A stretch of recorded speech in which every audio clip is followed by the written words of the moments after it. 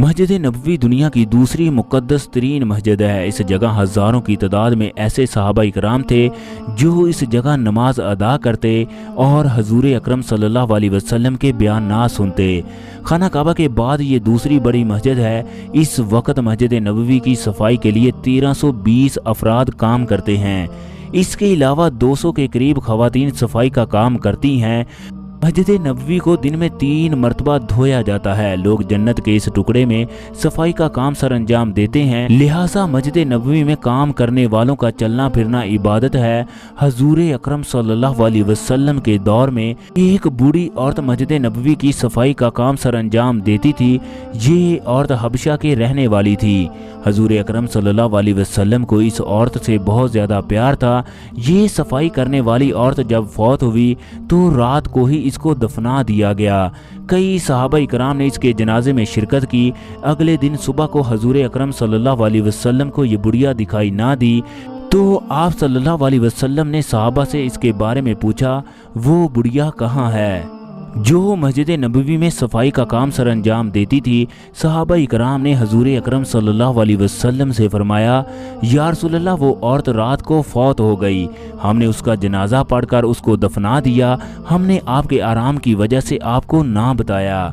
پھر حضور اکرم صلی اللہ علیہ وسلم اس کی قبر پر گئے اور اس کے لیے خصوصی طور پر دعا کی۔ خواتین و حضرات، آج اس دنیا میں بڑے بڑے امیر ترین مسلمان موجود ہیں، لیکن جو مقام اس مسجد میں صفائی کرنے والے کا ہے، یہ مقام کسی بادشاہ کو بھی نصیب نہیں ہو سکتا۔ ایک پاکستانی جس کا نام محمد یاسین ہے، وہ 70 سال سے مسجد نبوی میں صفائی کا کام سر انجام دے رہا ہے۔ اس نے ریٹائرمنٹ کے وقت ریٹائر ہونے سے منع کر دیا اور بچوں کی طرح رونا شروع کر دیا۔ دوستو، ایک دن ایک بوڑھا ضعیف خانہ کعبہ کی صفائی کا کام سر انجام دے رہا تھا۔ چہرے پر خوبصورت سفید داڑھی نے چہرے کو پر نور بنا رکھا تھا۔ ایک سعودی اس کے پاس پہنچ کر اسے کچھ رقم تھمانے کے لیے آگے بڑھا اور یہ کہنے لگا، میرے بھائی، یہ رقم میری طرف سے آپ کے لیے تحفہ ہے۔ اس بابا جی نے مسکراتے ہوئے پرس اپنی جیب سے نکالا اور سعودی شہری سے کہنے لگا، میرے بھائی، یہ میرا والٹ دیکھ سکتے ہو، یہ بینک کے کارڈ سے بھرا پڑا ہے، اس میں دنیا کے بڑے بڑے بینکوں کے کارڈ موجود ہیں۔ میرے بھائی، اللہ تبارک و تعالیٰ نے مجھے بہت کچھ دیا ہے، لہٰذا مجھے آپ کے صدقے کی ضرورت نہیں۔ آپ برائے مہربانی یہ صدقہ کسی اور صفائی کرنے والے کو دے دیں۔ سعودی کی آنکھیں پھٹی کی پھٹی رہ گئی۔ وہ حیرانگی کے عالم میں اس بابا جی سے پوچھنے لگا، تم کون ہو؟ تمہارا تعلق کس ملک سے ہے اور تم خانہ کعبہ کے اندر کیا کر رہے ہو؟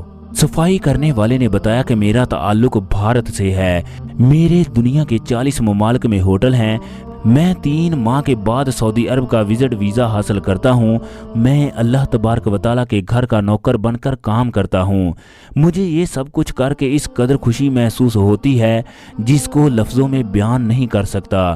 سعودی شہری کو بابا جی کی باتوں پر یقین نہ آیا۔ وہ دل ہی دل میں سوچتا ہوا دور چلا گیا کہ بابا جی ایسے ہی غلط بیانی کر رہے ہیں۔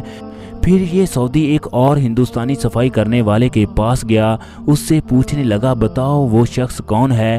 صفائی کرنے والے نے بتایا کہ وہ ہندوستان کا ایک امیر ترین آدمی ہے، وہ انتہائی نیک انسان ہے، وہ اللہ تبارک و تعالیٰ کے گھر کی صفائی کرنے کے لیے وزٹ ویزا حاصل کرتا ہے۔ دوستو، یہ اللہ تبارک و تعالیٰ کے گھر کی خوبی ہے، اس جگہ آ کر امیر غریب برابر ہو جاتے ہیں۔ اس جگہ کسی کی کوئی ذات اور کوئی قبیلہ اور کوئی رتبہ نہیں ہوتا، بلکہ سب اللہ تبارک و تعالیٰ سے اپنے گناہوں کی معافیاں مانگتے ہیں۔